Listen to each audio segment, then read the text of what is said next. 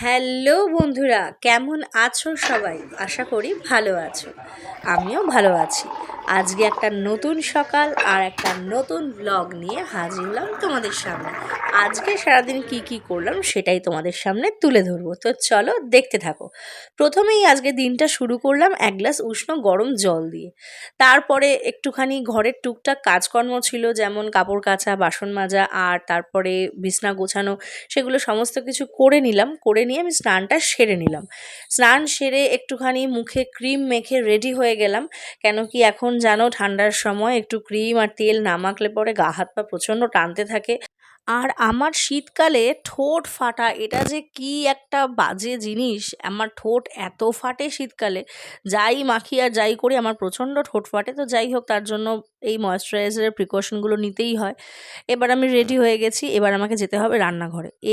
বাবা দেখো, চলে এসেছে আমার ছেলের সঙ্গে সব বাচ্চাগুলো খেলতে। এরা সব একই ফ্ল্যাটে আমরা থাকি, সবাই একসঙ্গে খেলতে এসেছে, কারণ আজকে ওদের ছুটি। তো সেই কারণের জন্য সবাই মিলে একসঙ্গে খেলছে। আর মহারাষ্ট্রে আজকে ভোট আছে সেই জন্য। আর এদিকে সুমন নিয়ে এসছে মাটন।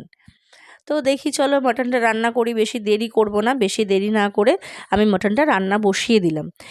কড়াইটা ধুয়ে কড়াইয়ে তেল গরম বসিয়ে দিলাম। এবার তেলটা একটু গরম হতে হতে আমি আলুগুলো চটপট ছাড়িয়ে নিই, আর জায়গাটাও পরিষ্কার করে নিই। জায়গাটা পরিষ্কার না করলে পরে রান্না করতে খুব অসুবিধা হয়। তো দেখো আমি আলুগুলো ছাড়িয়ে নিয়েছি, এবার আমি আলুগুলো কেটে নেব। আলুগুলো একটু বড় বড়ই রাখবো, কারণ যেহেতু প্রেসারে দেবো তাহলে পরে আলুগুলো একদম গলে যায়। তো আলুগুলো একটু বড় বড়ই রাখবো, আর খাসির মাংসের আলু একটু বড় না রাখলে ভালো লাগে না।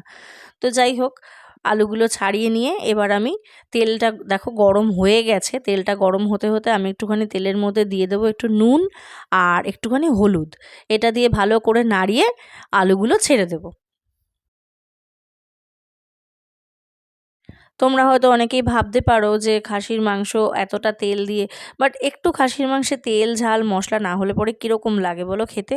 তো আর এমনিতেও আমি খুব কম তেলে রান্না করতে পারি না, আমি তেলটা একটুখানি ব্যবহার করি।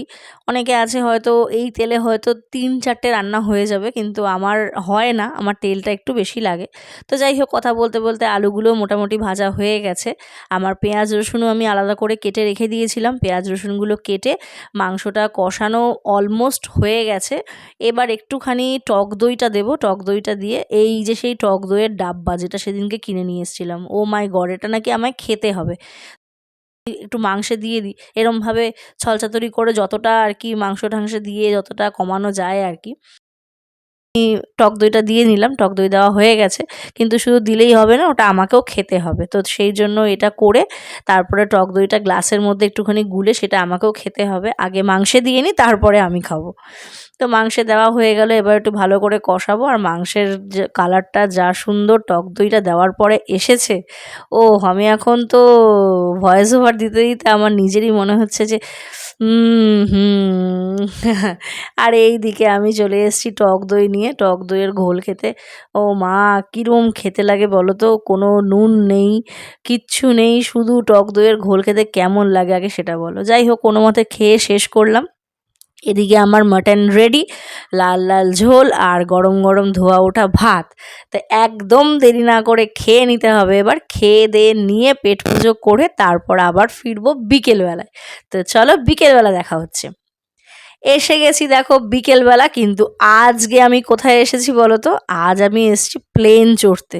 আমি কোনো দিন প্লেন চড়িনি, এই প্রথম জীবনে আমি প্লেন চড়তে এসেছি। তো চলো দেখা যাক, প্লেনে চড়ি আগে। টিকিট আমাদের কাটা হয়ে গেছে। এই দেখো আমাদের প্লেন, আমার ছেলে আগেই উঠে গেছে। এই রে, টিকিট ছাড়াই উঠে গেলি? আরে, এই যে আমাদের প্লেন, এই প্লেনটায় আমরা এখন উঠবো। তা চলো প্লেনটায় ওঠা যাক, উঠে দেখি প্লেনটায় কি আছে। ওয়াও, প্লেনটা তো খুব সুন্দর বানিয়েছে। আমি তো এই জীবনে প্রথম প্লেন দেখলাম, আর এই প্রথম আমি প্লেনে বসবো। প্লেনে বসে কোথায় যাওয়া যায় দেখি। ওফ, প্লেনের উইন্ডোগুলো কত সুন্দর দেখো, আর উইন্ডোগুলো দিয়ে এত সুন্দর ভিউ দেখা যাচ্ছে। ওয়াও, ভিউটা তো অসাধারণ। কি বলো বন্ধুরা, কি দেখতে পাচ্ছ? আকাশ তো, আমিও তাই দেখতে পাচ্ছি, আকাশই দেখতে পাচ্ছি। যাই হোক এই সমস্ত, এই আমার ছেলে সিটে বসে পড়েছে, বসে পড়ো, তোমার সিটই ওটা, হ্যাঁ হ্যাঁ হ্যাঁ, বসে পড়েছে আমার ছেলে সিটে। আমরা এবার একটু প্লেনটা একটু ঘুরে ঘুরে দেখি, কেন কি প্রথমবার প্লেনে উঠেছি তো, তো একটা আলাদা রকম এক্সাইটমেন্ট কাজ করছে আমাদের মধ্যে। তো ওই কারণের জন্য একটু প্লেনটায় ঘুরে ঘুরে দেখছি। আর এয়ার হোস্টেস আমাদেরকে বসতে বলছে, তা আমাদেরকে বসতে হবে। আরে তার মধ্যে দেখো আমার ছেলে কোথায় চলে গেছে, এই এই এই এই এই এই এই, আরে তুই প্লেন চালাতে পারিস না, প্লেনটা অ্যাক্সিডেন্ট হয়ে যাবে। মা গো, দেখো সবাই একসাথে যাব মায়ের ভোগে, আজকে মনে হয় সবাইকে মায়ের ভোগে পাঠিয়েই ছাড়বে। ছাড় ছাড় ছাড়, চল সিটে গিয়ে বস, দুষ্টুমি করিস না, চল চল চল। ওহো, এটা তো মেলা। হুম, আমি এতক্ষণ ভাবছিলাম প্লেন, প্লেনে করে কোথাও ঘুরতে যাচ্ছি। যাক, প্লেন থেকে নেমেই যাই, না হলে আবার মেলায় যেতে পারবো না। তো প্লেনে করে মেলা অবধি পৌঁছে বেশ ভালোই লাগলো। বাহ, মেলাটা খুব সুন্দর সাজিয়েছে তো, দারুণ লাগছে কিন্তু দেখতে, তাই না? দেখো সব এই যে জায়গাগুলো যেগুলো লাইটিং দিয়ে সাজিয়েছে, এগুলো সব সেলফি তোলার জন্য করেছে, জায়গাগুলো দেখতেও খুব সুন্দর লাগছে। আর এই সাইডটা দিয়ে আমরা নেমে যাচ্ছি, আর ডান সাইডে রয়েছে মেলা, পুরো জায়গাটা পেছন দিকটা পুরোটা মেলা।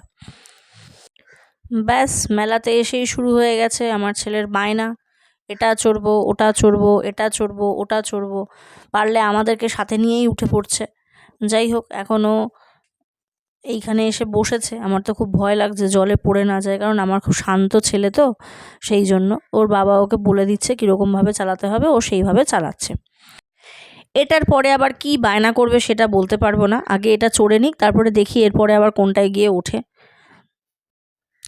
এটাই বয়স, আমরাও এই বয়সে এরকম করেছি বাবা মায়ের সাথে, বাবা মাকে বলেছি এটা চড়বো ওটা চড়বো, কিন্তু এটাই বয়স, তাই জন্য আমি আর অতটা এই বিষয়টা নিয়ে ওকে বকাবকি করি না। আর খুব মজাও করেছে, ও যখনই মেলায় আসে তখনই এটা তো মাস্ট, এটা তো চড়েই, খুব মজাও করে, তাই জন্য আমি কোনো আর্গুমেন্টও করি না। এইবার দেখো, রাত 11টা মতন বাজতে চলেছে, কেউ নেই, ও একাই চড়বে নৌকো, সেই জন্য ওকে অগত্যা বসাতে হয়েছে। তো এবার বাড়ি যাওয়ার পালা। তো এখন আমাদের বাড়ি যেতে হবে।